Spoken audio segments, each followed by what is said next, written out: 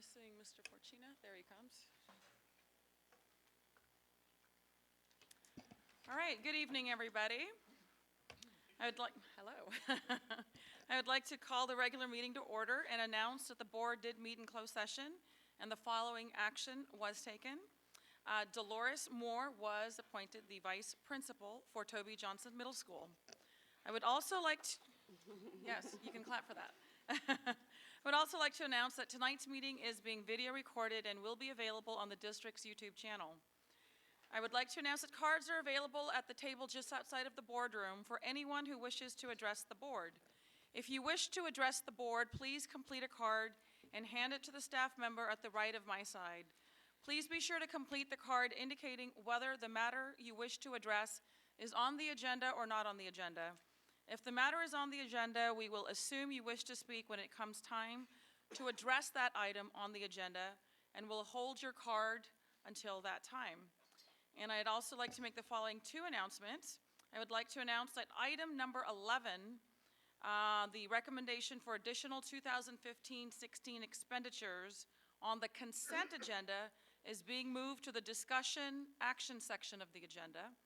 And I would also like to announce that the organizational meeting for the Elk Grove Unified School District Board of Trustees will take place at the regularly scheduled meeting on December 8th, 2015, beginning at 6 p.m.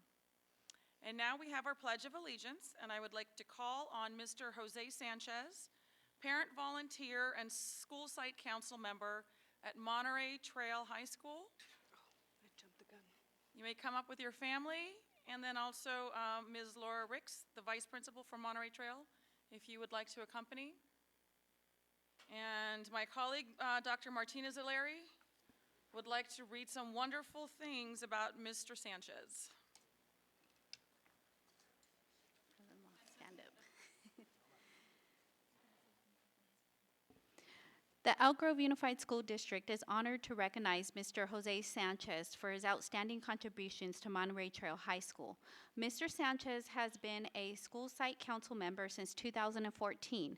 His positive contributions not only have enhanced our school community, but have gone even further, having had a tremendous impact within our band program.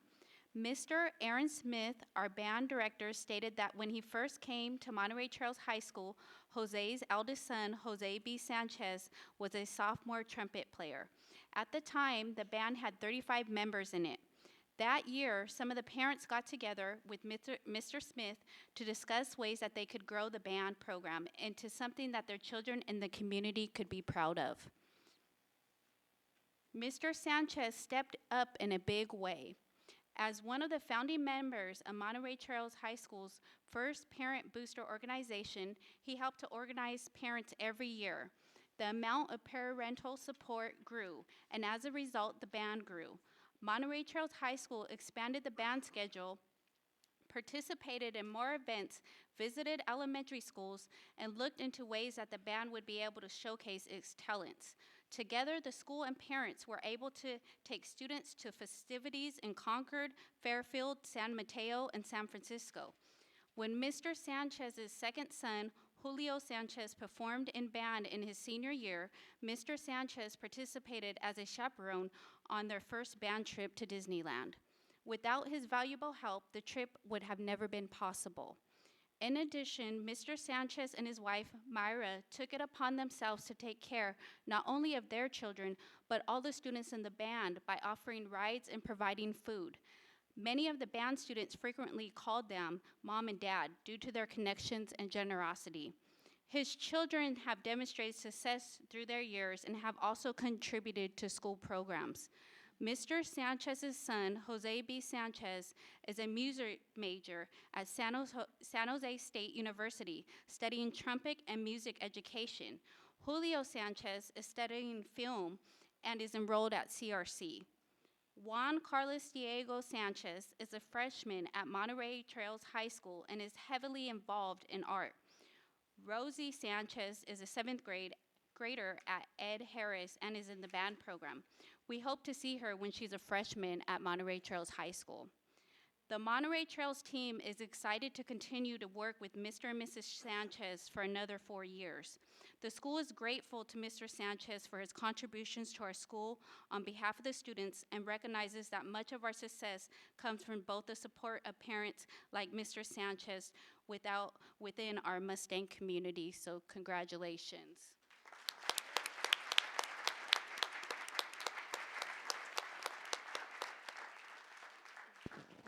All right, if we can get everyone to please rise.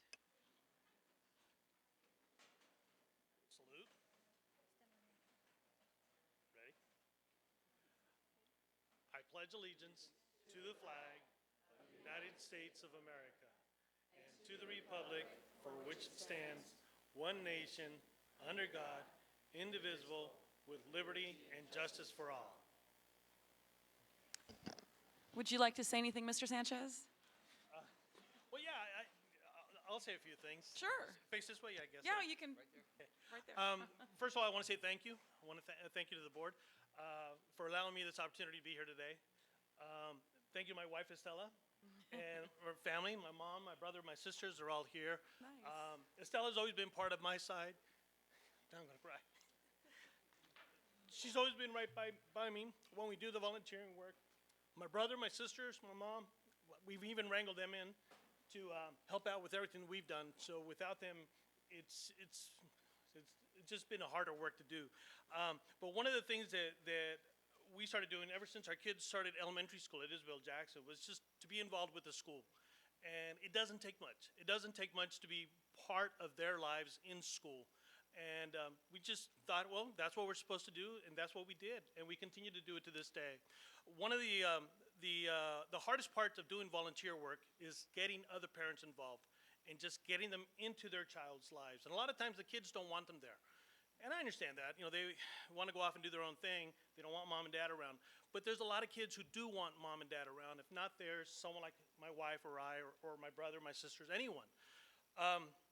Last month, my wife and I were out on our daily walk. We were walking to the high school, and it was around 8 o'clock night. The marching band was practicing in the football field. There was some event going on in the gym, and there's another event going on in the cafeteria. So there's a bunch of kids involved in after-school activities at the school, which is pretty exciting in itself. The sad part was that I saw a whole row of cars with a bunch of parents, I assume they were parents, or waiting for their kids to finish with their activities. They were sitting in the car, they had their electronic devices, they were in their own world. And we thought to ourselves, you know, it's kind of sad. You know, it doesn't take much to volunteer. It doesn't take much to get involved with your student. And I just thought, you know, put down the electronic device, get out of the car, and step into their lives. Because one, the program's going to use all the help from the parents, believe it or not, kids. And it doesn't take much. And one of the biggest things that I've always said was volunteering is a lot of hard work, but it's a lot of fun when we have a lot of people involved doing the work. So again, I can't stress it enough. Without the volunteers, the programs just can't continue to succeed the way they do. So again, I take this opportunity to say thank you. And to all the parents and families out there, please get involved. Thank you. Wow, thank you. Beautiful. Very inspiring words, and I couldn't agree with you more. Thank you so much. Thank you. Whoa. Well, thank you so very much. Thank you. Yeah, well, you came out good.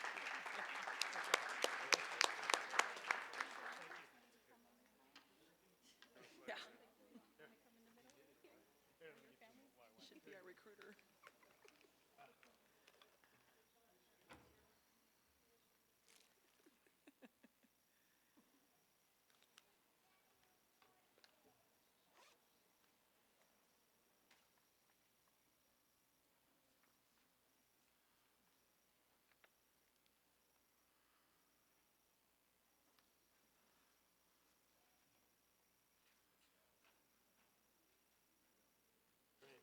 Thank you.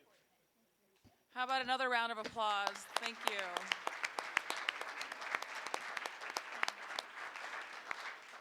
Thank you so much. All right, next up, we have our high school student representative reports. First up, Elk Grove High School.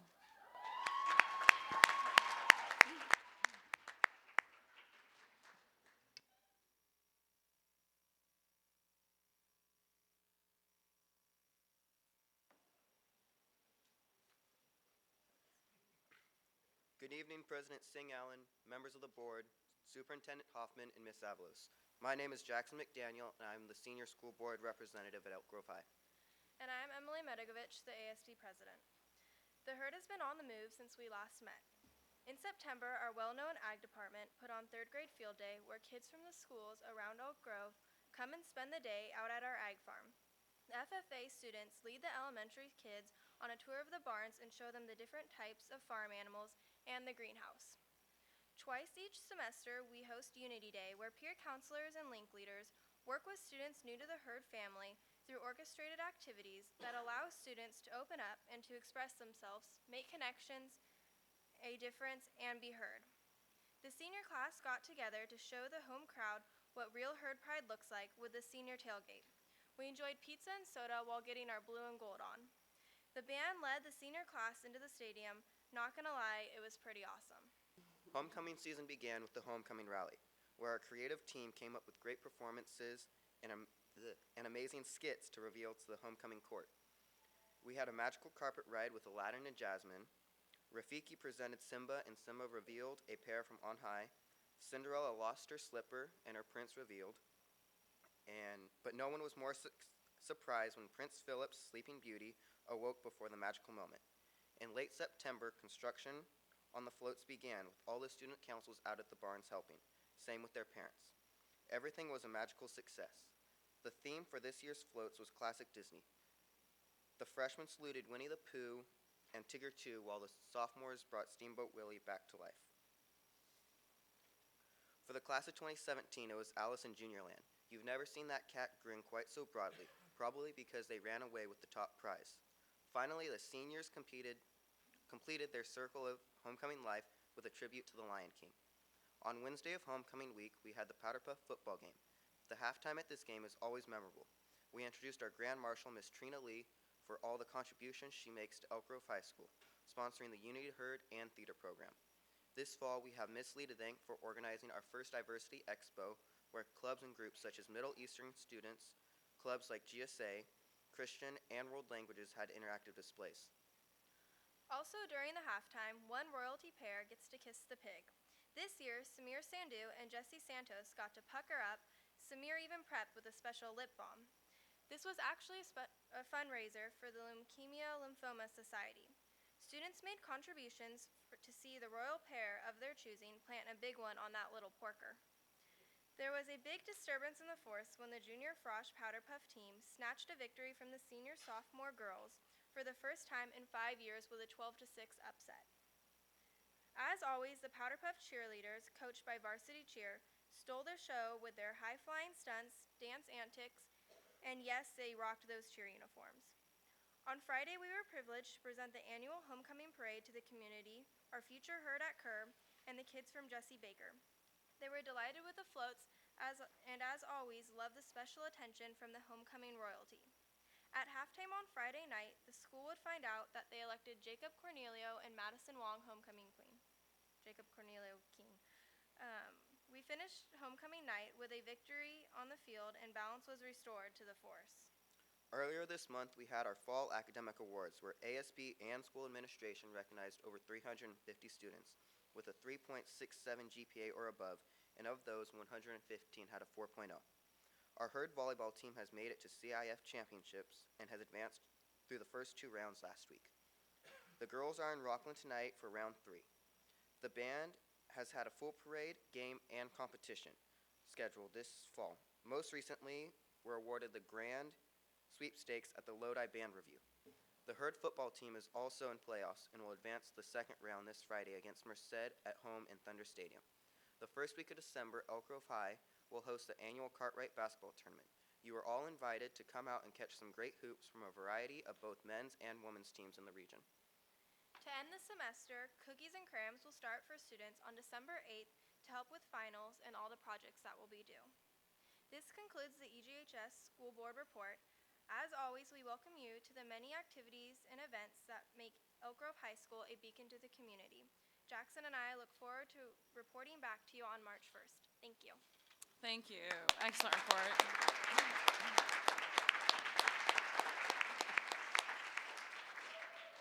All right, next up we have Pleasant Grove High School.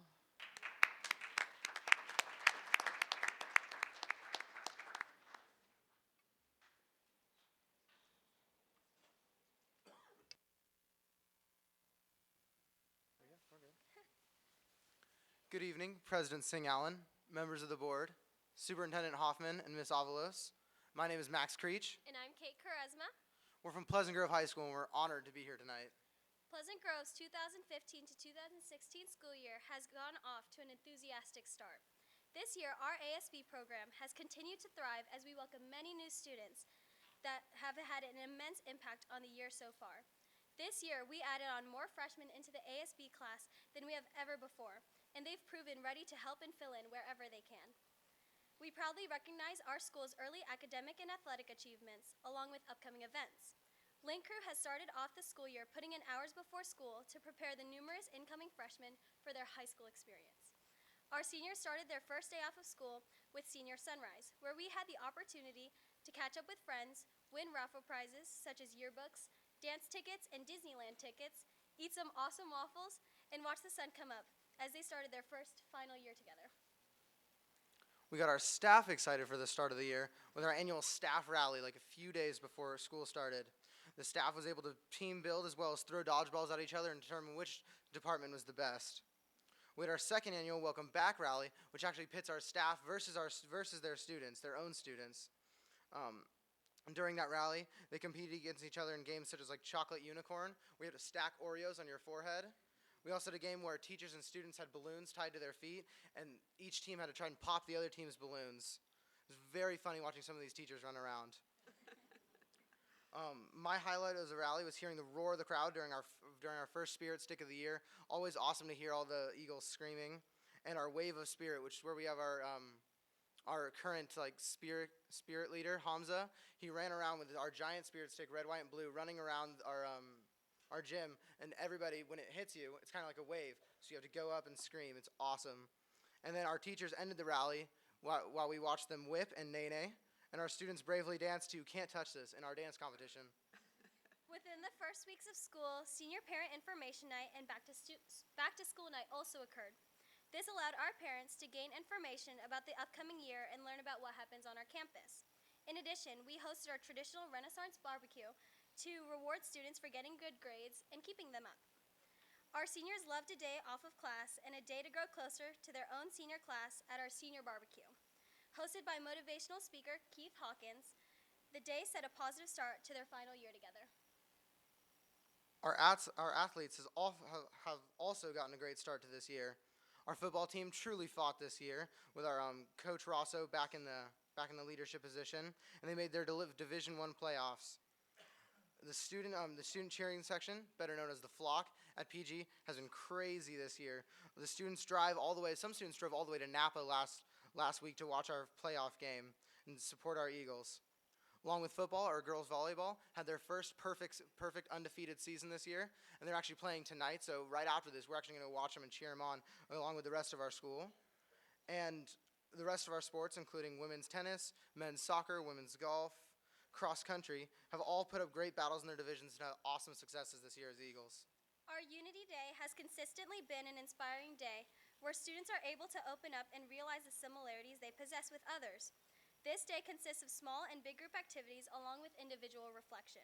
We had a great turnout of students, and it was really special to see so many people open up about their feelings on personal values in their everyday lives. One of the most important aspects of first quarter and first semester was homecoming. We wrapped up our homecoming on October 24th. It was one of the best homecomings PG has ever had. Our theme this year was Pixar, so each class, the seniors were Up, the juniors were Monsters, Inc., our sophomores were Finding Nemo, and our freshmen are Toy Story. And after many hours of float construction, all 4 floats turned out to be great representations of the hard work they put into each one. And floats take a long time. The week was filled with spirit days, ranging from Wacky Wednesday to Pink Out Day to support breast cancer, where we actually had a bake sale where we raised like $700 for breast cancer. It was really cool to see our students really come together, along with lunchtime activities and excitement for our fall homecoming rally. The highlight of the lunchtime activities was our fashion show every year to highlight all the spirit days that are going to be in the upcoming homecoming week. All sports teams, along with the Powder Puff girls football team, participated in the annual homecoming parade, where we debuted our floats and spirit trucks filled with our loudest Eagles. Our rally, once again, had the loudest school spirit ever and fantastic performances from our cheer team and our sole purpose dance team, who are absolutely incredible. They actually have a performance this Friday and Saturday night at Sheldon High School, which is going to be awesome, and as they call it, iconic. It's the name of the show. This year, we revealed our royalty at the rally through a video. We actually, with permission from the parents, we went at night and woke these students up with megaphones and loud screaming and tambourines and everything, and let them know they are royalty. And then some students, we called out a class with security, and some students are pretty scared of our security at our school, and we surprised them that way. It was really cool for the people at the rally to see our homecoming royalty be surprised. Our homecoming football game was awesome against Davis, and all of our football players rocked it, and we won. The start of the year has been outstanding, and we hope to carry on the enthusiasm into another incredible year at Pleasant Grove High School. President Singh Allen, members of the board, Superintendent Hoffman, and Mrs. Avalos, thank you, and we look forward to seeing you next time. Thank you. All right, excellent job.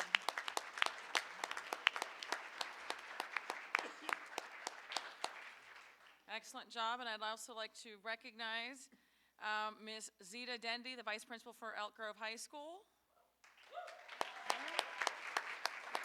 And, of course, Mr. Hank Meyer, Principal for Pleasant Grove High School. All right, excellent job, students. You may be dismissed. Thank you. All right, next up we have the recognition of Sean McNally. I'd like to call on Ms. Tina Penna, and Mr. Fortuna will be help presenting the recognition.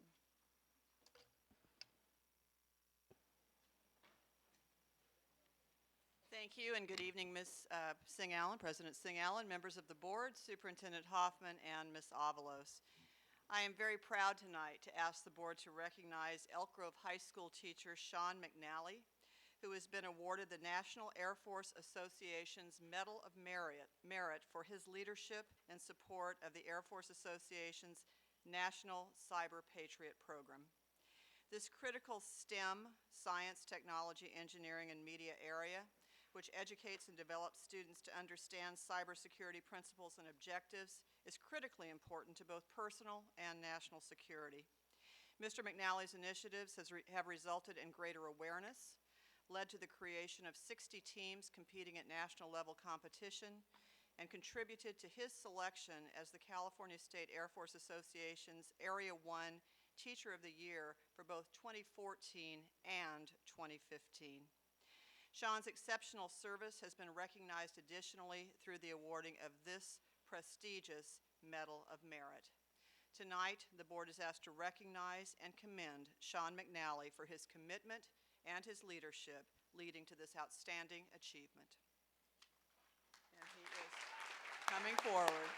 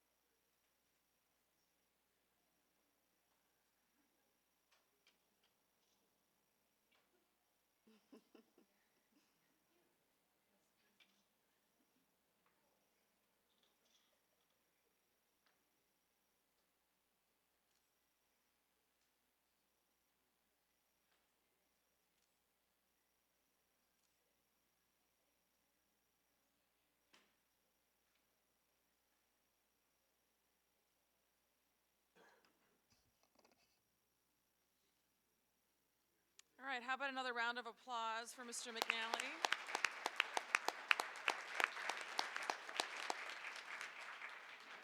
Thank you. We are certainly very proud of your achievements. Next up, I'd like to call on Ms. Donna Cherry for the recognition of Sigma Gamma Rho sorority. And to assist, Ms. Chayres Espinosa. Thank you. Thank you so much and good evening, President Singh Allen, members of the board, Superintendent Hoffman, and Ms.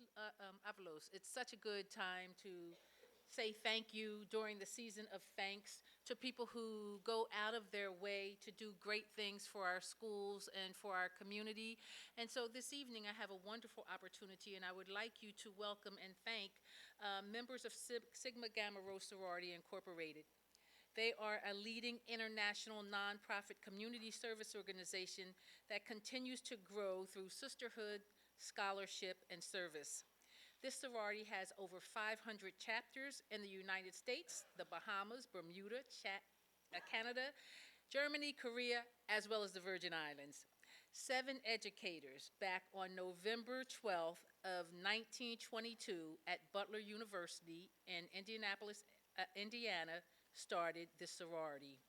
They have been dedicated to service for more than 90 years, and the members work to enhance the quality of life for their families, their friends, and neighbors, and they are committed to greater service, greater progress. One of the sorority's signature national programs is Operation Big Book Bag.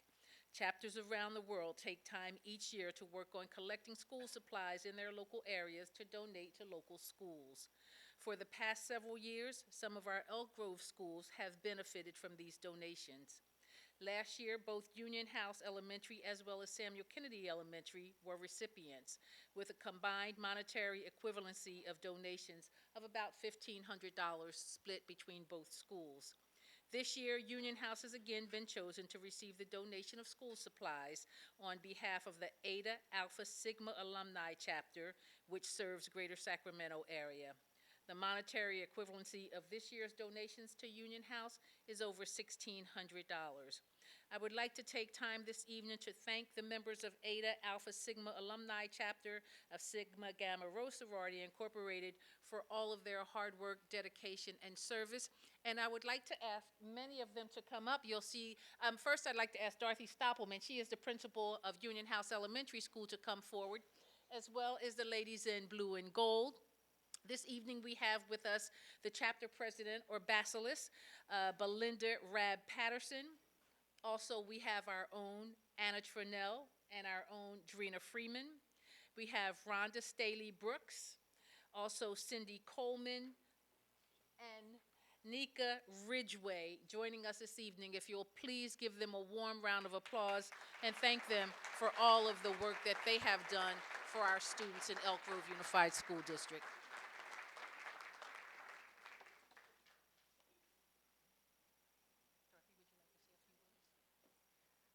I would just like to say thank you to this sorority, and how pleased I am, because these supplies are very well needed at our school site, and our children will be thrilled. So thank you, thank you, thank you. They will be in the hands of some children probably tomorrow.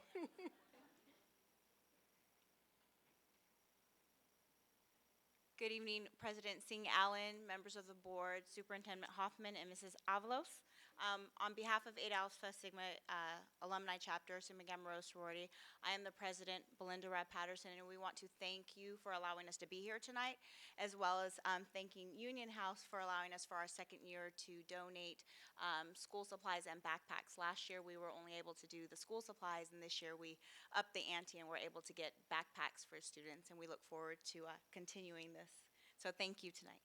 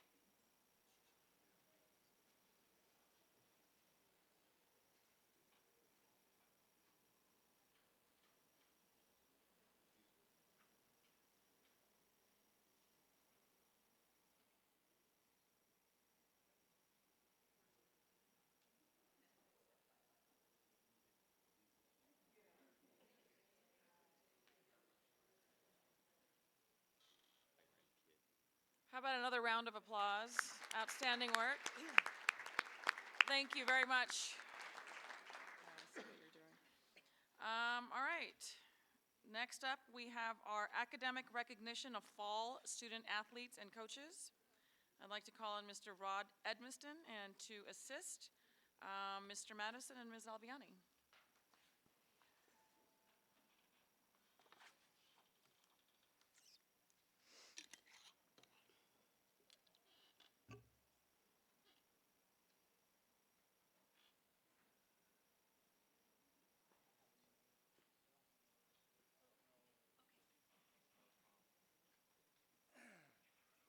Good evening. Good evening. President Singh Allen, members of the board, Superintendent Hoffman, Ms. Avila. Elk Grove Unified School District is known for excellence in athletics. It will be my pleasure to come back here in the next few weeks and months to recognize our section, our NorCal, and our state champions. But this evening, I'm honored to bring you a different sort of champion. These teams exemplify what being student athletes is all about. Excellent not only in their athletic activity, but also in the classroom. The following teams had the highest grade point average at their school for this fall. As a longtime classroom teacher and coach, I can attest to the dedication and commitment displayed by each of these fine student athletes. With that, I would like to introduce the coaches and captains of our GPA champions. Consumnes High School, women's tennis, a 4.15 GPA. Coach Chris Wall, captains Olga Colin and Renee Coombe.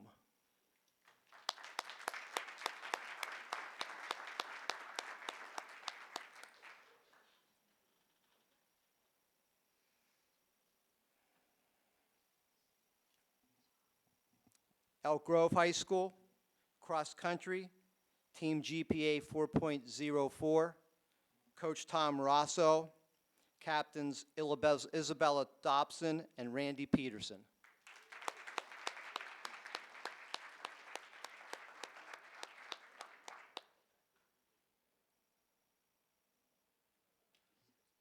Florin High School, cross country, team GPA 3.7. Coach David Bry, captains Layla Takir and Angel Perez.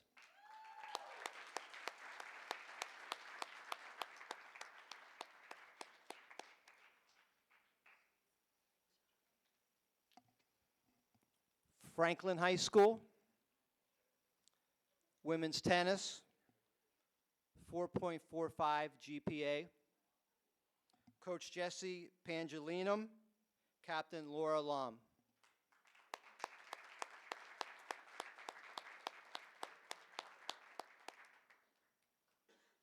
I see Principal Chantel Abiani back here from Franklin High School.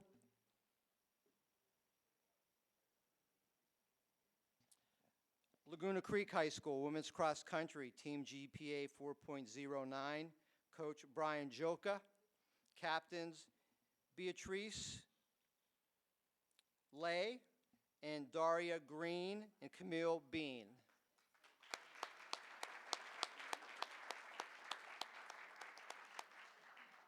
Principal Doug Craig is back there from Laguna Creek High School. Monterey Trail High School, women's tennis, team GPA 4.0. And to accept the award for Monterey Trail High School tonight is Vice Principal Laura Ricks.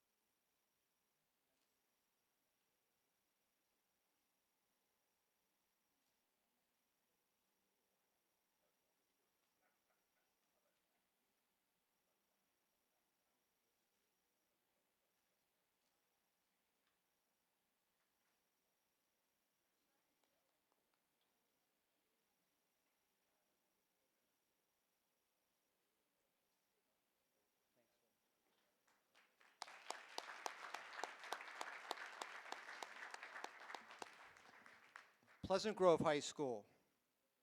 Women's tennis, 4.02 GPA. Coach Brian Brown, Captain Megan Sturk. Hank Meyer, principal from Pleasant Grove High School. Sheldon High School, women's tennis, 3.74 GPA. Coach Nancy Tran. Captains Cherry Lynn and Ria Ramchandani.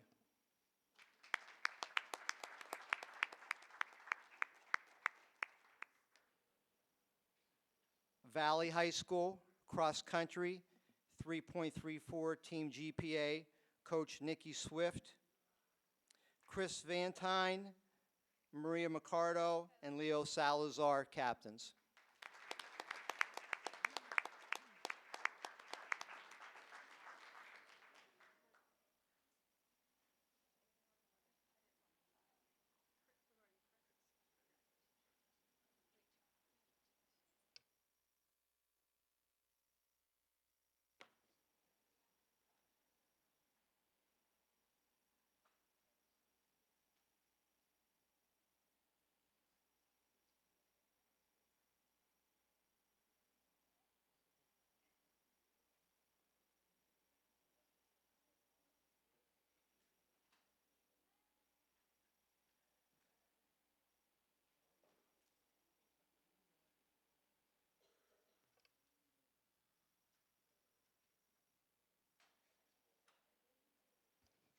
All right.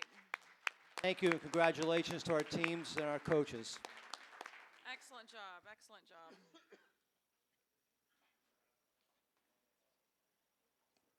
Okay. Next up, we have student expulsion recommendations. I would like to ask if anyone wishes to address the board in closed session regarding a student expulsion recommendation. Seeing no requests, I'd like to call for a motion to approve the request for student expulsions. So move. We have a motion to approve by Mr. Forcina. Second, Mr. Madison. All those in favor, please say aye. Aye. All right, we are up to public comment, and I have two blue cards here.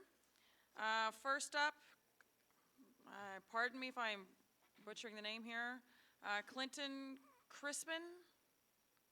Yes? Very well done. Excellent. And sir, you have 3 minutes. I'm sorry, what? You have 3 minutes. Oh, okay, 3 Yes. minutes. Okay. You don't have to use it all, but you have 3 minutes. Trust me, I can do 15 minutes. Thank you. My name's Clinton Chrisman. First, I was instructed by my second grade daughter to thank you all for the new Dillard School that you guys personally gave to her for her own use. So, she told me to thank you guys for that. I wanted to address the committee today about the Indian Ed program, which I've been a member of for 8 years now. When the Indian Ed program first started, we would get 4 or 5 people to show up for Indian Ed. Sometimes we get 3 people. Rarely did we have a quorum. Today, we now have 20, 30, 40, 50 members showing up at every meeting. If you go to room 111 right now, we have a cultural class going on right there that's going on for our youth, brought to us by some of our sponsors like Sacramento Native American Health Center. UC Davis comes in, does tutoring for our students. We do outreach programs. We've been going to Barbara Comstock Moore's school for the last 6 years, performing at their facility in a party shop with them. We're doing singing, dancing with them for the last 6 years at their request. My main reason for speaking with you today is I want to talk about my daughter Nevaeh and the Indian Ed program. When she first started at Indian Ed, Nevaeh was attached to my back hip, and she would peek around the corner and would not talk to anybody. Now, after 3 years, she now is up there singing, dancing. She's a lead singer at times, and the Indian Ed program has just made her grow so much with all the love and support that we get from Nelson Chaskey, all our outreach people, the school board, and the district and learning support services who have been backing us from day one. And I just wanted people to know that Indianet is out there. It's open to the public, and we're just not a one-day-a-month organization. We're here 3 days a week, open to the public, providing tutoring, outreach programs with a lot of sponsors, including the Wilton Rancheria. Thank you. Thank you, sir. All right, next up, I have Dan Coleman.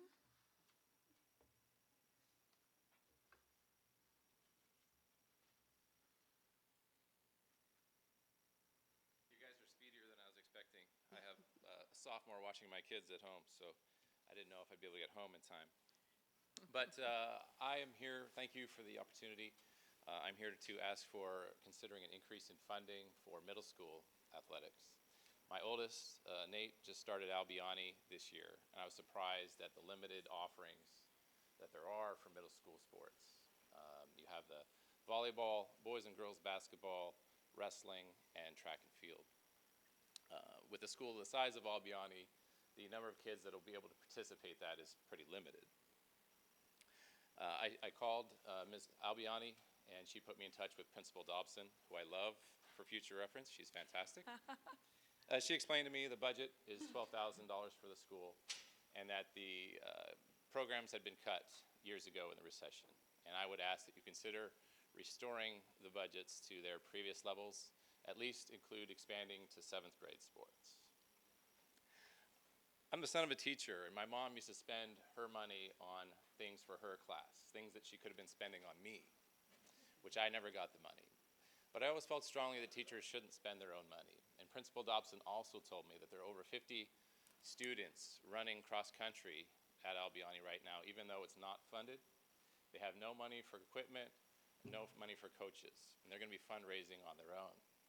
This seems like a very efficient use of money for the district to allow these kids to participate, and probably more kids would participate if there were actual teams that were funded. I understand there are many options for kids to play in Elk Grove. There's more teams out there that you can shake a stick at. But really, to me, playing for the school is something different. A school like Albiani, where the kids may feel lost, playing for the school gives them a sense of connection, a sense of pride for the school. Putting on the team colors is more than just playing basketball or wrestling or volleyball. It gives them a sense of the community and attaches them to the school. A quick search of Google Scholar shows the benefits at middle school for the education, the increased attendance, fewer discipline problems, the better grades. Simple fixes to anchor kids in the school. I feel that the sports careers of kids end too early, and by funding the middle school level, this would give everybody a chance to play longer and fulfill their potential, because in middle school, you're still growing, you're still trying to realize who you are, and sports is a big part of that, potentially. In summary, please consider funding the 7th grade sports, increase funding for larger schools that may want 2, 3, or 4 teams to be able to accommodate all of the kids that want to play, and potentially campuses that may want to start an after-school sports program that may encompass high school kids mentoring younger students. Please consider increased funding. Thank you. Thank you, sir. All right, I have no other blue cards, so we will move along. We do not have an LCAP update this evening, or budget or facilities, so I'm moving on to bargaining units and ask any bargaining unit if they wish to address the board. All right, I'm getting nods of no, so we will continue on the agenda. And let's see, public hearing action items, there are none, but we do have several discussion items. And I'd like to call on Mr. Carl Steinauer for revision to Board Policy 5144, discipline. No?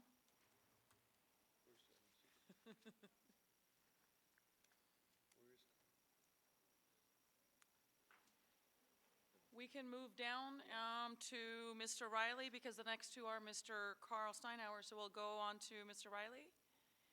And we'll come back to items 1 and 2. And we will go over the Affordable Care Act review.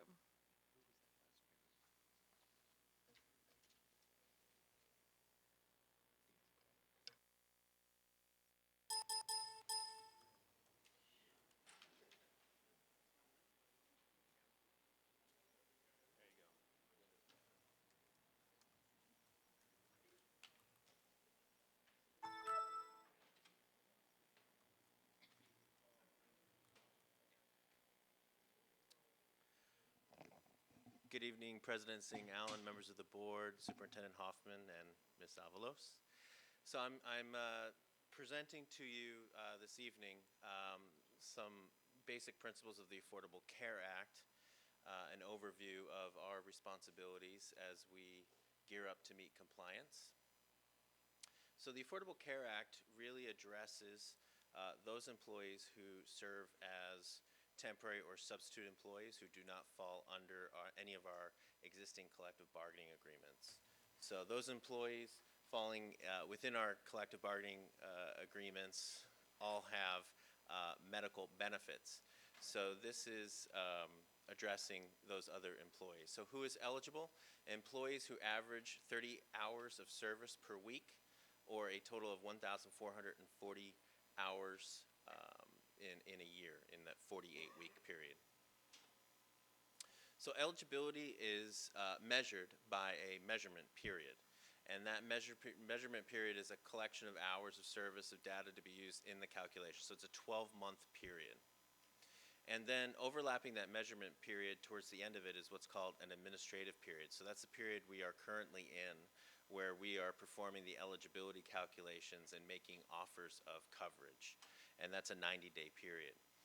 Right now, we're in the process of sending out those letters. The stability period is the period that follows the measurement period, that is the 12 months during which those employees earn medical coverage. So in terms of level of medical coverage, the coverage must be offered to employee and eligible dependent children. It's important to note that per the Affordable Care Act, a spouse is not an eligible dependent. So the intent here is to cover the employee and their dependent children. And again, Affordable Care Act is for medical coverage only. So we're talking about medical. In terms of offering coverage, if you're full-time during the measurement period, again, you're averaging 30 hours of service a week or hitting that 1,440-hour mark within that 12-month period rather. The coverage during the stability period, regardless of hours of service during that stability period, is for the full medical. So again, if you qualify during the measurement period and you fall below those ranges of 30 hours a week, you still maintain your benefits during that stability period. If you're not full-time during the measurement period, you do not have coverage during the stability period, regardless of the hours of service during that stability period. So some future tasks that we have, we are in the process of completing. The challenge in meeting compliance with the Affordable Care Act is that the rules of engagement changed almost daily.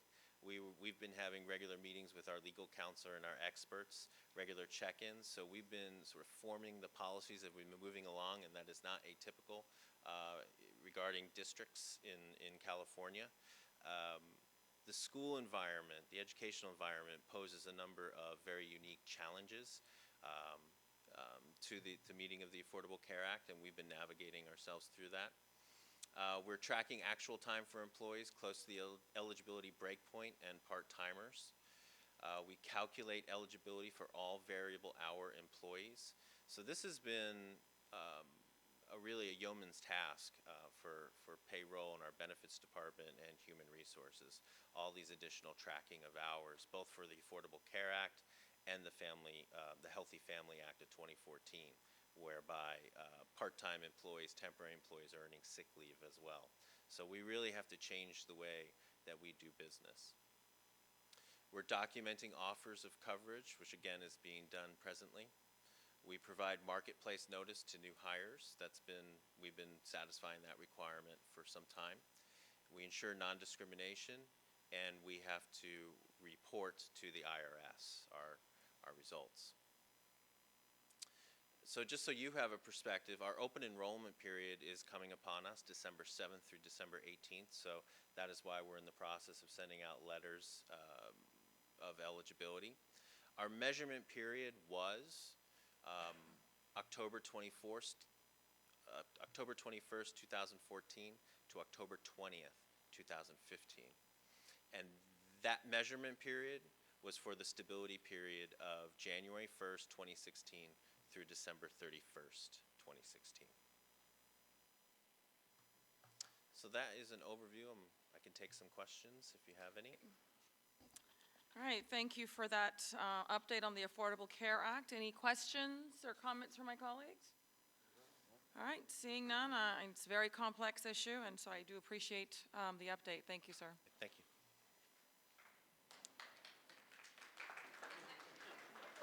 Okay. That's a new one.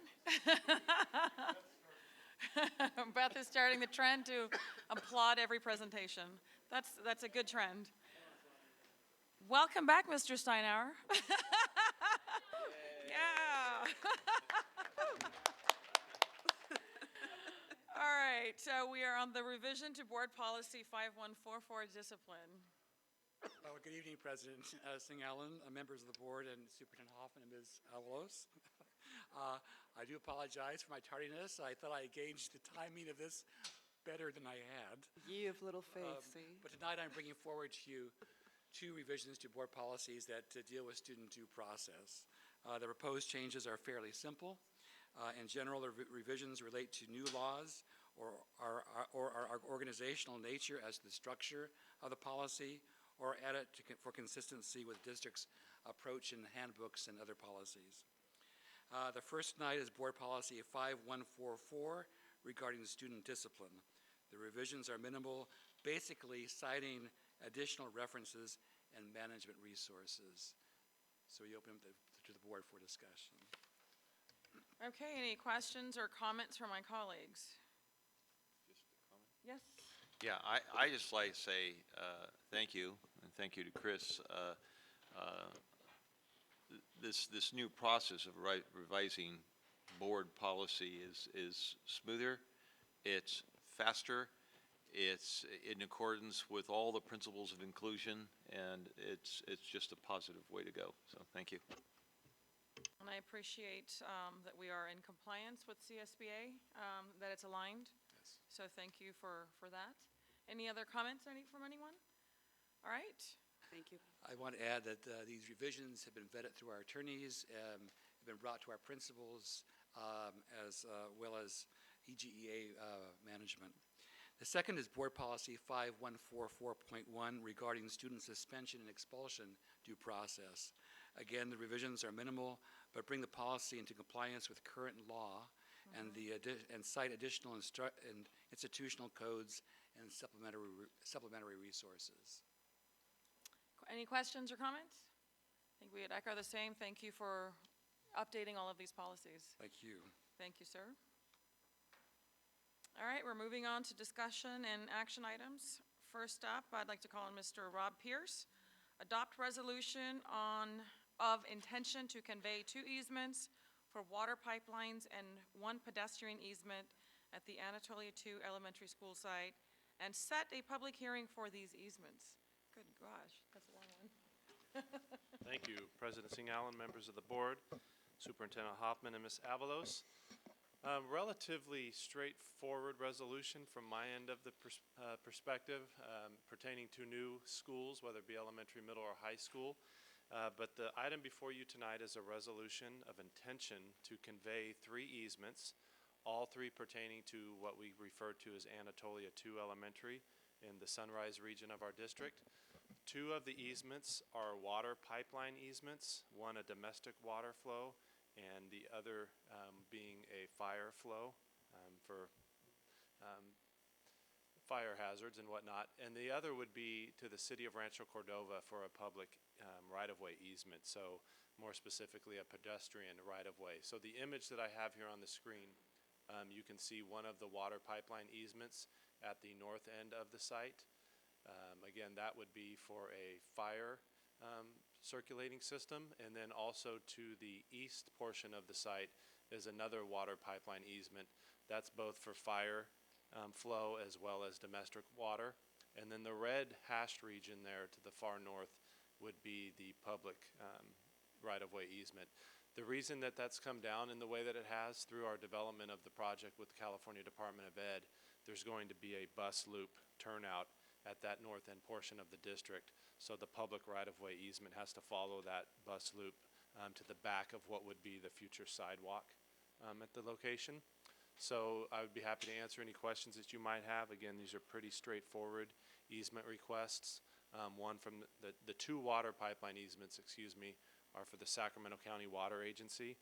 And again, the red portion that you see for public access would be to the city of Rancho Cordova. So this would be back before you December 8th for your formal granting of the easements. But tonight is just to convey intention and to hold a public hearing December 8th. So be happy to answer any questions you might have. Thank you, Mr. Pierce. Any questions or comments from my colleagues? All right, seeing none here.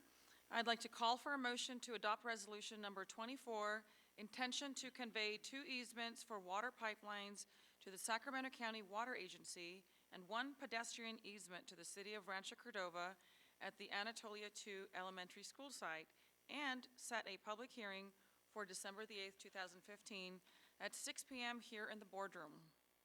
Okay, I move approval of resolution number 24. We have a motion to approve from Mr. Forcina and a second, Ms. Albiani. All those in favor, please say aye. Aye. All right. All right, Mr. Pierce, back up for board authorization to proceed with selection of a public opinion survey. Thank you again, President Singh Allen. This is a follow-up to our extensive report that we gave you on November 3rd regarding our facilities master plan update, as well as moving forward to meet our obligations to maintain our capital assets. So in a previous board communication, as well as the agenda item tonight, what we're doing is just taking a formality through the board so that we have an understanding moving forward for this public opinion survey. So staff has already conducted, alongside of our financial advisor, a request for qualifications or a request for proposals process of firms. We have received those. We've now scored those proposals, and we are set for interviews on November 19th, this Thursday. I believe Ms. Cheras Espinoza will be joining us. I would invite up to 2 additional board members should they want to attend. We do have room available, but Mr. Hoffman and I, as well as Mr. Heineke in my office, will be part of the interview panel, as will Lori Ranieri. So again, it's an exciting time for us as we move forward. The value in these surveys are really multitask. So one is to get to a group of constituents or taxpayers, if you will, that we don't normally have access to, that we don't have means of communicating with on a normal basis. So we know our general stakeholders, whether they be staff or parents or students, and we know how to have outreach with them. But there's a whole contingent of our community that pay taxes, that know our schools, that see our schools, but that we don't normally get to communicate with. So this, on one spectrum, is going to give us an opportunity to talk to those folks, find out what's important to them, what they like to see in our schools, and how they would like to see us address our needs moving forward. It's also going to allow us to get a gauge and an understanding of what our community knows about our needs. As we've been going out both in your board community meetings, and also now we've hosted 2 community forums on the master plan. It's shocking right now how little people do know. 1, with regard to our overall need, but 2, with regard to our lack of resources to meet those needs. And also what I'm finding is people are shocked to know how big our district is, not just in the number of students, but how far we go into the north. And when you're out in the north area, how far we go to the south. They think of Elk Grove Unified as little old Elk Grove, and that's not the case. So this, again, will allow us to share information, but more importantly, to hear back from people about what they do and don't know, and then moving forward, how they think we ought to meet those needs that we're identifying with them. So valuable piece of information. I know Mr. Forcina asked some questions along those lines on November 3rd. The firms that we're interviewing are truly experts in this world. Their ability to ask the right questions and then take the answers from those questions and put it back to us in a meaningful way is going to be critical moving forward. Our plan on Thursday would be the interview panel will have a recommendation. Your authorization tonight allows us to proceed. We would bring a contract back to you December 8th that you would post-ratify. It's well within your board policy, and I know that's something that we've talked about in the past. And tonight, we're even going a step above that in terms of full transparency for both the board and the community. But it's a long process. So even if we select a firm by that date, they're going to be working well into December, January, and then they will bring a report back to the full board in mid to late February about the results of the surveys and what they mean for us as a district moving forward. So that's just a quick overview of the process. Happy to answer any questions you might have. Appreciate your consideration. Then again, if there's 2 more volunteers who'd like to join us on Thursday, we will start bright and early at 7:30 a.m. So that's one caution that I give you, but we'll send an itinerary out for everybody. Thank you. Mr. Pierce, any questions or comments? Ms. Chaitis Espinosa? I'm trying to flash back to our timeline, our overarching timeline here. Does it require that the public opinion research take place in the month of December? It does not. Okay. In fact, that's one thing that we'll talk about in the interviews. I think we'll learn as much about the process through the interviews as anything. So some of them will have opinions on whether or not that should even happen. Yeah. The timeline I suggested would mean that we stay away from folks during the holiday season. Right. Typically, people are very busy, and you want to Exactly. make sure you have good, valuable feedback. The proposal is that the surveys will last up to 18 minutes long. So it's important that the people we're surveying have the time and the patience, and they don't have all these other things going. So great question, Yeah. and we'll talk a lot about that on Thursday. Great, thank you. Mr. Forcina? Yeah, Rob, you indicated you're going to be starting about 7:30 in the morning on Thursday. Right. How long do you anticipate going that morning? The interviews should wrap up by noon, if not slightly sooner, and then we will deliberate after. So I could see it lasting as long as maybe an hour after the interviews are completed. Thank you. Anyone else have questions or comments? And I want to thank Ms. Chaitis Espinosa. I know she's got excellent background in this area, so it'll be wonderful to have eyes and ears represented from the board. And anybody else who's interested, please let Mr. Pierce know. All right, with that, I'd like to call for a motion to authorize staff to conclude a request for proposal process, interview selected firms, and 3, to execute a contract with the selected firm to be ratified by the Board of Education at the December 8th, 2015 regularly scheduled board meeting. So moved. Motion to approve from Ms. Chaitis Espinosa. Second, Mr. Madison. All those in favor, please say aye. Aye. All right. Thank you, sir. Mr. Fagan. Number 11 from the consent agenda that was moved forward on recommended additional 2015-16 expenditures. Good evening, President Singh Allen, members of the board, Superintendent Hoffman, and Ms. Avalos. When I made the presentation of the unaudited actuals back in September, one of the things we talked about was the shortness of time we had to react to the final budgets that we received from the state.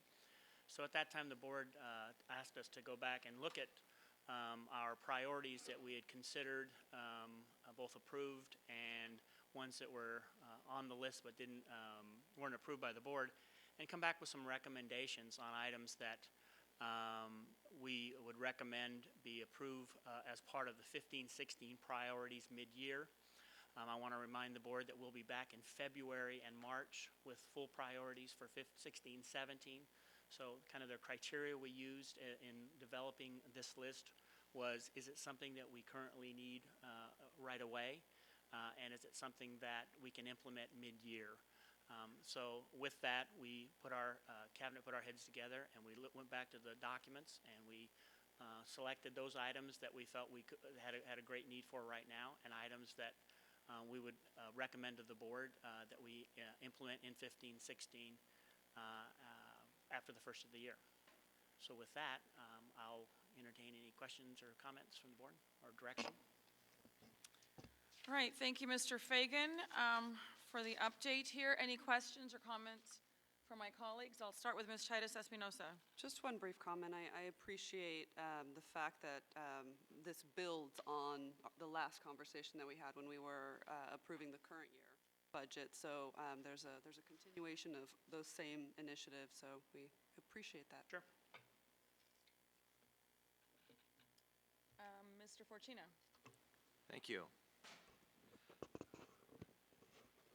A number of the comments I'm going to make, Rich, are comments I have made in the past, and I've had an opportunity to certainly discuss them with Chris, but I do think it's important that I make those comments before the public so that there is an understanding that the board looks at all requests, entertains those, and asks questions when appropriate. In the past, I have indicated, and certainly as recently as our last board budget discussions, I had expressed my concern with moving forward on several issues in lieu of several documents and practices not being completed. In particular, when we met for budget discussions in the spring, we talked about technology positions, and now technology positions are being requested, and from one of my perspectives, they come before the actual technology plan has been completed and presented to the Board of Education. So in one sense, I see the request for positions out of sequence. I understand that they are to support positions, I understand that the positions are to support purchases that the board did agree to and to support staff in the implementation of software program, but I just had a concern that it's out of sequence. The second area that I see as several of the requests being out of sequence is that for the last several years we've talked about the need to look at the budget guidelines because they're the engine that drives the budget. Again, I've spoken with Chris about that. A number of the positions that the board is being requested to approve are positions that are in fact are germane to the budget guidelines. And so once again, we are making decisions that are out of sequence from the overall review of the budget guidelines. Third, and I know we discussed this at the last board meeting. Ms. Penna discussed it at the last board meeting. A request is being brought forward to augment our summer school or extended school year programs. And once again, one of the issues is credit recovery. And what we need to do, instead of continually funding credit recovery classes, is to examine the causes why children don't complete coursework at a passing level during the regular school year and make the adjustments in our program within the comprehensive program, as opposed to continually just offering chances to make up. Because what that does is twofold for me. One, it increases the cost of the educational services that we provide to the children in the district. And number two, by offering credit recovery, it takes dollars away from all those children that are doing what they're being asked to do. Every dollar you take out of the general program is a dollar less for those children. So that presents a problem with me. And then fourthly, and it becomes almost, I was going to say philosophical, but maybe not quite philosophical, because inherent in the comments I'm going to make is a very, very strong belief in what we should be about. There is a request for $30,000 for student activities, and the statement that it's going to go towards motivation, engagement.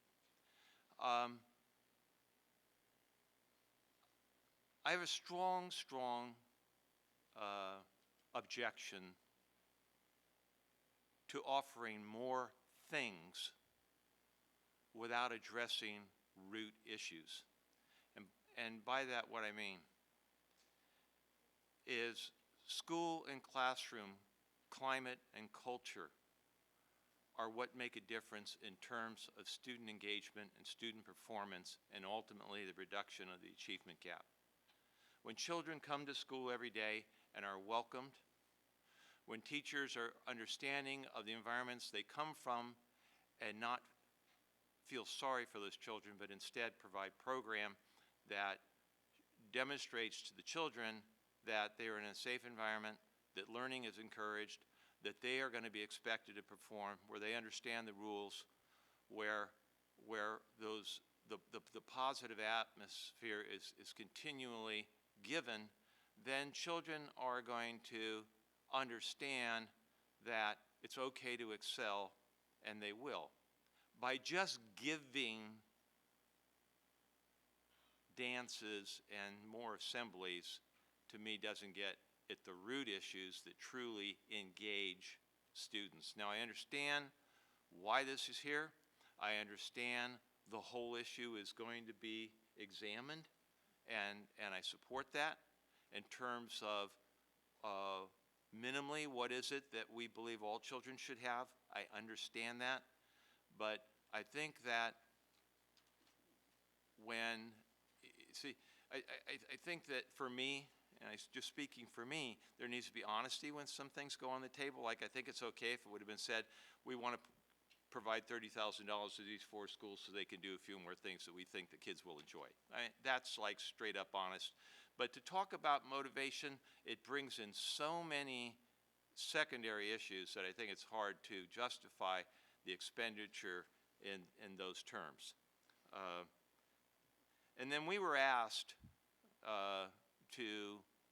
as a board, for our priorities that we thought could be implemented or need to be implemented this school year. And I understand it's November, but I also look at things sometimes in a different way. And I certainly asked for an increase, as I did in the budget discussions in the spring and in the previous spring. I asked for an increase in the middle school budget, specifically to allow 7th grade sports. That would be girls volleyball and boys basketball. Money so that all coaches can receive stipends. We have cross-country going on in a number of the middle schools, and the budget doesn't allow for stipends, so those people are doing it on their own backs, and schools are doing fundraising activities. And I also asked for budget allowance, which could be given this year, for the purchase of new equipment and replacement equipment, such as we do in the high schools. If you have the sports programs, then there should be a budget that addresses equipment purchase and renewal. Second, I asked for an increase from the general fund for the Native American Indian Education Program. This last year was the first time we saw the superintendent bring forth a recommendation to utilize general fund dollars in support of a grant program. And the American Indian Education Program has shown the benefits of those dollars by increasing the number of students being served, parents being served, opportunities, and so on. And I really think that that's an important area for consideration. I also asked for an increase in the restoration of those positions that are within the facilities department: groundskeeping, maintenance, water. I make those recommendations because I do believe they're needed, but I also recognize that that request is out of sequence because we haven't sat and discussed the budget guidelines. And yet we all know that that's an area that has been reduced. The people involved in that area bust their behinds every day to keep our schools looking as good as they can, but the fact is it's not what it was, and we'll pay the price down the road for that. I also asked for funding in the staff development area for our lead campus supervisors. They're our first responders. Their training's been inadequate and should be enhanced. And then lastly, I asked for an increase in individual school site budgets so that we could have the approach to fund innovative programs that would benefit our children. So I'm certainly prepared to vote yes on the requests, but I do have my concerns. I do have my requests. I think it's important to note that with the approval, we add an additional $1 million of ongoing cost. And we do that at a point in time where we've been working to have a balanced budget. And so this action tonight would increase our ongoing responsibilities in excess of $1 million a year. And then there'll be about $800,000 of one-time expense. So I think it's just important to recognize that the yes has ramifications that go along with it. So more comments and me putting my stuff on the table. I don't have any specific questions, Rich. I appreciate what you have provided to us. We'll come back to Ms. Chavez Espinosa. I'm going to go down to Mr. Madison and then Ms. Albiani. I don't have any questions, Rich. I just want to make a comment on a credit recovery. I think it is needed in our district. A lot of these kids are very challenged in different ways that we actually don't know about. I know our teachers, for the most part, I believe, are doing a fantastic job in trying to get these kids through high school. But there are issues with a lot of these children, and you can pinpoint some of the schools where this is coming from. I'm a total supporter of that. And then secondly, in terms of the sequence of out of sequence, I have full faith in our administrators. The sequence doesn't bother me as long as we are staying within our budget, what we need to do in that area. A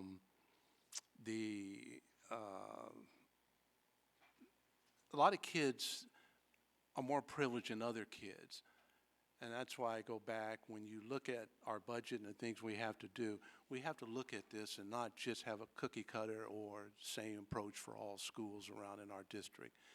And that's what makes us very unique as a school board district. But I appreciate your report too. Thank you. Sure. Thank you, Mr. Madison. Ms. Albiani? Okay, I had a few things. And some of them echo Carmine's comments, and some of them apply to those. I think the $30,000 for these students to have experiences is a worthy investment. I think as those students have a chance to be involved and you examine and see how it works, they will become more involved in school.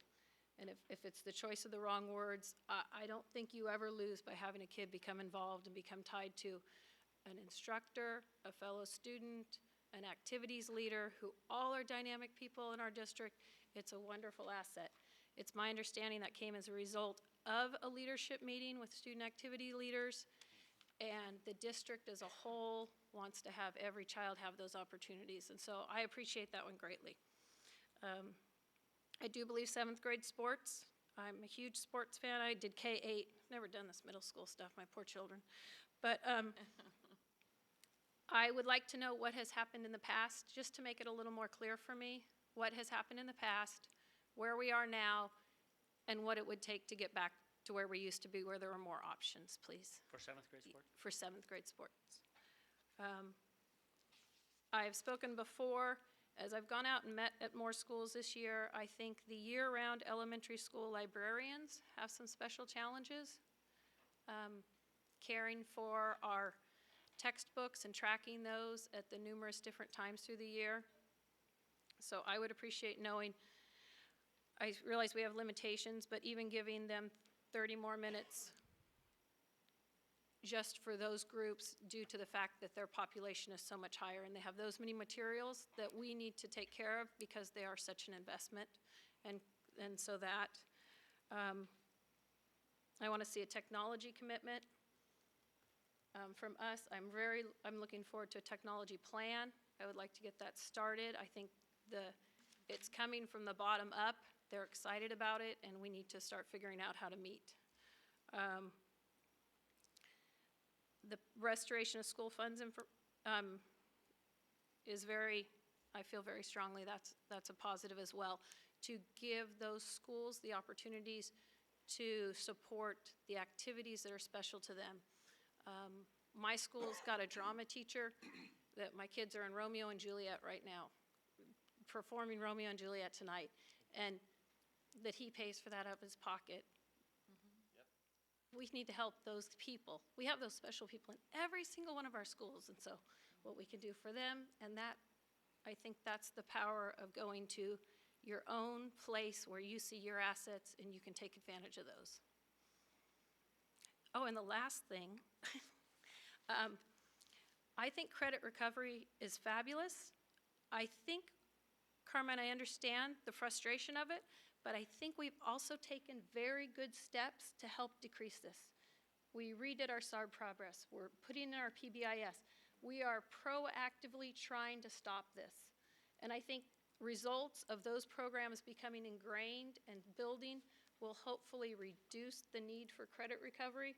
But I don't believe we give up. If they need a second chance, they need a second chance. We give it to. Thank you, Ms. Albiani. And I believe Ms. Titus Espinosa had some follow-up question or comment? Yes, Mr. Fortuna made some thought-provoking comments, so I just wanted to comment briefly, and I won't repeat what was just said, but I do see the $30,000 for augmentation for school-side budgets as the way that you create a positive school climate and the way that you create student and parent engagement and connectedness. So it actually relates to some of the things that I think we all value. And I want to echo Mr. Fortuna's warning that we should be wary of adding ongoing costs in light of an uncertain future for statewide funding for education. Specifically, I'm thinking of Proposition 30, which may or may not be extended next year. And even if it is extended, it's not looking like all of those funds would come to education. So just because the graph is increasing right now and our augmentation is increasing, we need to remember the lean years, unfortunately, and know that they could not be that far off. Ms. Martinez-Alaire. I again have to agree and echo with some of Carmen Forcina's comments. Some of the things we discussed last spring were important as priorities, and of course we went back to the table and said these are certain things that we're able to do at this time frame. These are things we're not. I have to again bring up the issue of sports, how important that is, and the activities at the school sites, as well as the Indian education program. That concern again of having the general funds there is very important for the community to continue on with those activities as the program continues to increase. I know when we revisit the budget for the ongoing years, hopefully some of those things weren't able to make it possibly in this round that you brought forth to us, but I hope that we can continue with that mindset and pick up where we left off with some of those discussions to see ways we can implement that within our district and within our budget. So I think we're in the process of the stakeholder engagement as part of the LCAP process, and similar to what we did last year, we'll see what bubbles to the top. If you recall, Mr. Cerruti did the presentation that talked about here's the things that, and that same process is going forward. So the thought would be is that when we come back in the spring, early spring, February, March, that we'll have new information on things that may be coming up as well. So that process will resume right after the Christmas break. Just as an augmentation to that concept, one thing we talked about as well is we're not getting rid of the list from last year and starting over. So part of the conversation that we had in the community meetings was, can you affirm that these are continuing to be priorities?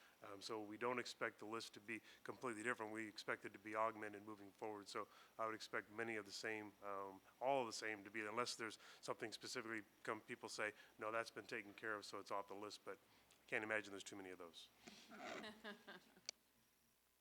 Yes, Mr. Fortuna. Yeah, I have a couple of things and a couple of clarifications and one addition. The one addition I have, and again, we addressed this during budget discussions last year, and so I just bring it forward again, is support for visual, digital, and performing arts. That is an area that provides opportunities for all of those children who see a different way. Sports is fantastic. We have a lot of kids that participate in sports, but when we look at all of the performing arts, it's an area that is limited in a number of our schools by the limited funds that are available. In all of our schools, we rely heavily on the goodness of parents and staff to do fundraising for what I really seriously believe is our obligation, and so I do put that on the table. I need to explain a couple things because I don't know if people truly hear my words when I say them. I didn't say we should eliminate credit recovery, but I do believe you don't just keep throwing money at something without looking at root causes of a problem and addressing the problem. That's what I'm saying. It's the same thing as providing dances, providing field trips. Are they important? Sure they are. But they're important to all of our children. And if you don't look at some basic issues, and I know those are being done right now, and I made that comment, that's why I support it. What do we want as a minimum for all of our children? Children come to school from many different backgrounds. We can't change their backgrounds. We can be aware of the backgrounds and have approaches in the classroom so that we can mitigate the feelings that the children come to school with. That's what I'm saying. We have children in some very poor neighborhoods that walk through drug-infested areas. They see violence. Can we change that? No. Can we be aware of it? Yes, such that when that student comes to school, they understand when they walk in that door that we're providing a safe environment. We are encouraging their engagement. We are encouraging their learning. We are going to celebrate their learning. All of those things are things we can do. When we do, and I know we're doing them, I didn't make a comment that we're not doing those things. And I've talked to a number of directors. We have activities going on to look at a positive approach to school climate and culture, to classroom climate and culture. But it's something that we need to be cognizant of all the time, not just some of the time. You know, a teacher, and it's said in the book, and I believe it, you know, a teacher has to ask themselves every day of the week, why am I here?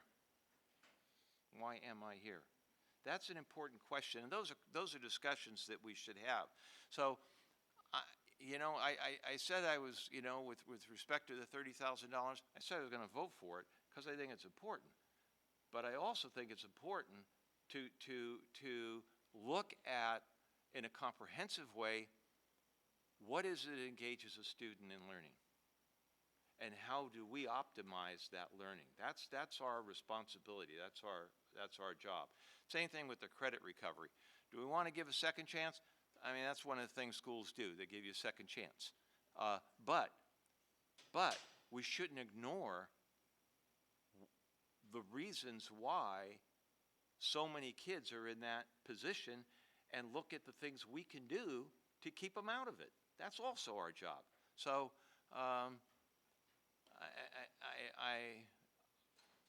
I know what my responsibility is as a board member, and I just try to advocate for the positions that I think are appropriate. I was delighted that Ms.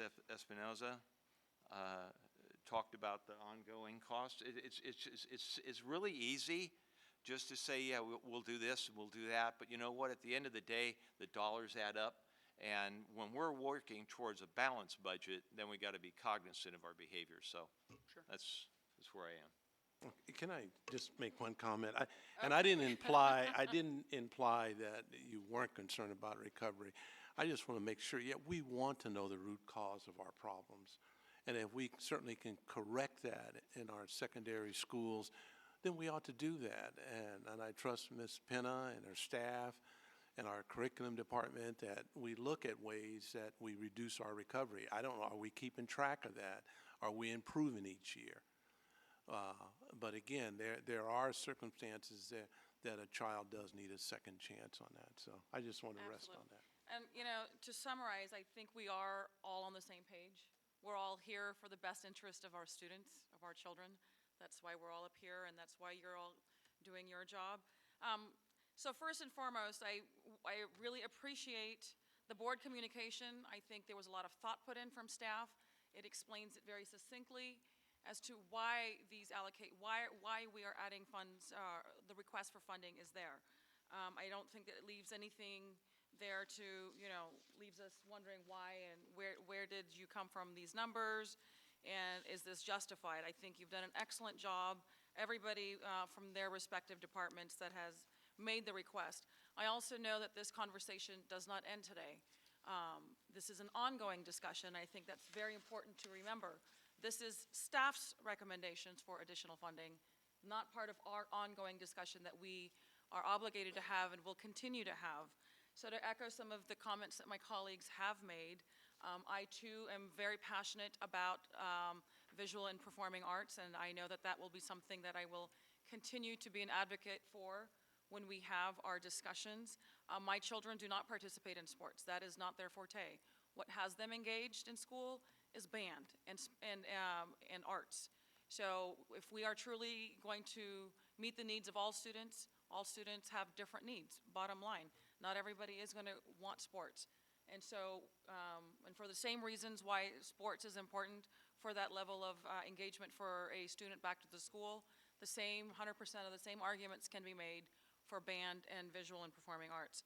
So I do share the same passion with my colleagues here. Some of the other stuff that I still will be an advocate for is to do some follow-up on the parent-teacher home visitation project that goes a long way towards addressing critical needs as it relates to the achievement gap. So we are going to be having those conversations, and I know this is part of an ongoing discussion, particularly for our Title I schools. So let it not be lost that this is it, and all of these other lists are going to be ignored. They're not. This is staff recommendations, so let's really keep in mind that that is what we are focused on. And all of the other issues, freshman sport, not freshman sports, 7th grade sports, absolutely, very important. For the same reasons freshman sports was restored. Same arguments for 7th grade. So definitely something on top of all of our lists, I think it sounds like. So, again, today's not the end of the discussion. This is an ongoing discussion. But I do appreciate the thought that it took to come up with this plan here that the staff did recommend. I think it's solid. I think you've done an excellent job justifying the increased funding. I don't necessarily want to belabor some of the comments made as it relates to credit recovery. I will state that you don't get to increase graduation rates by accident. They require a sincere investment on the part of our district. And if it means a second chance, it may even mean a third or fourth chance. It is our obligation to provide opportunities for our students because they do come from all walks of life. And, but I am very mindful of investing in programs and positions because the last thing I want to do is provide for funding today and then the economy turns and remove that tomorrow. So it is something that I'm very conscious of as we make these decisions that, while we may have the funds today, they can be gone tomorrow. And then the horrible task will be here is to figure out, well, what are we going to cut? What's the most important, but in what order? And that's a very difficult decision that I know Mr. Madison has had to make out of everybody up here in years past. So it's a very tough place to be. Sure. So I don't want to be in that position. So of course, always be mindful of the purse and the public's money, but at the same time, restore positions and programs and increase funding and through a very thoughtful and deliberative process. So thank you for doing an excellent job. In other words, providing us with the chicken will information. come home to roost one day. Again. And hopefully not while I'm here, knock on wood.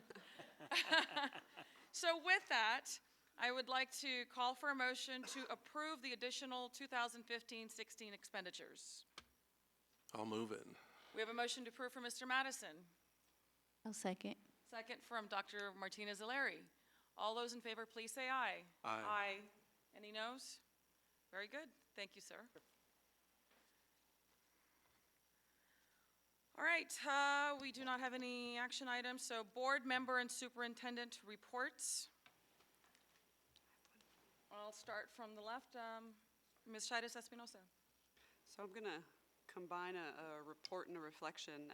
I've been lucky enough to participate in a lot of trainings lately. On Friday and Saturday, I participated in all-day trainings through a program called Masters in Governance by the California School Boards Association in governance and student assessment and development of policies. On Friday, I believe, we were doing the part about policy development, and through the research, the homework I had to do before I got there, I came across our district's human dignity policy. The assignment was come up with something unique that was locally developed that's a reflection of your district. And if you haven't seen it, I highly recommend reading it. It's a beautiful statement about the diversity of this district and how we respect and embrace all of the members of our community. It was especially poignant because having been locked in that class all day, I heard the terrible news about what happened in Paris, France at the end of the day, and the contrast really struck me. You know, a place where people are killing each other over their differences, and it's happening unfortunately in lots of parts of the world, and how fortunate we are to have the culture we have in this district, but also how great the responsibility is to continue to build that mutual respect. So I was saddened, of course, but you know, especially proud of all of the people who form the family of this district, and just wanted to share that. Thank you, Ms. Titus Espinosa. Ms. Martinez-Larry? I just had an update. I attended the California School Board Association delegate meeting. And from that meeting, again, we exchanged information with different districts and different delegates within the district regions. And some of the things that I found that we had in common was they're potentially getting reached out to by public advocacy groups, as well as physical education. And so again, those were some of the things that were kind of the norm across the board in other districts. So we're not a standalone there. Also in regards to upcoming events, the delegate members also would like to have an education summit. And so they are working on planning something of that nature for March sometime. So again, once they plan the workshops and the conference for the opportunity for education, I'll be reporting back on that information. They also asked us as a delegate member to come back with some information about some of our district programs, specifically focused on positive behavior and reinforcement, PBIS, and then also civil service information, any programs that we might be starting. I shared with them that sometime in September, I attended one of the school sites, a high school here in the region, and how we had a day where we kind of encouraged voting for our youth and specifically our seniors in high school. And so again, they're looking for that exchange of information. It's very informative to attend that meeting. We will reconvene as a delegate assembly in early, again, December when we attend the CSBA conference. Thank you, Ms. Martinez-Larry. Mr. Fortino? No committee reports. Mr. Madison? Yeah, I don't have any committee reports, but I do feel compelled. Just wanted to take a few moments out to publicly recognize Kennedy Elementary School on their fine performance on Veterans Day last week. I had the opportunity to attend that, and it was just amazing. There was 40 veterans there in that area that came to that elementary school. And what was most amazing, from the kindergarten through the 6th grade, every one of those students participated in that ceremony out in the yard. And I mean, and Channel 40 was there. I don't know if some of you folks had the opportunity to see it, but it was just amazing to me and very touching to me as well, because I'm a veteran, and how those kids performed there. So it was just really an outstanding job. So my congratulations to Ms. Penna and Mr. Crowley, the teacher out there too, Donna, that you could give kudos to them. Good job done. Thank you. Miss Penna, the principal out in I don't have a committee report, but I will say the Veterans Tribute at Catherine Albiani Middle School is on YouTube and was incredibly moving, and I have not been able to experience them across the district, but I am so impressed and of the way our students recognize our veterans. It was really moving. I watched it on YouTube and bawled all during breakfast the next day. I want to thank Dr. Martinez-Larry for attending the CSBA delegate regional meeting, doing a fine job representing our district. I was out sick for a few days, so thank you for picking up on my behalf as well. No, I don't have any outstanding committee reports, but I do want to, in light of all of the tragedies that are happening, it seems everywhere, I am just so proud of our community and the rich diversity that we have. And we truly celebrate each other and we respect each other, and it just makes me proud to be an American, and it makes me proud to be an Elk Grovian. Mr. Hoffman. So just quickly, I just wanted to acknowledge the tragic events that happened with the students at Grant High School last week.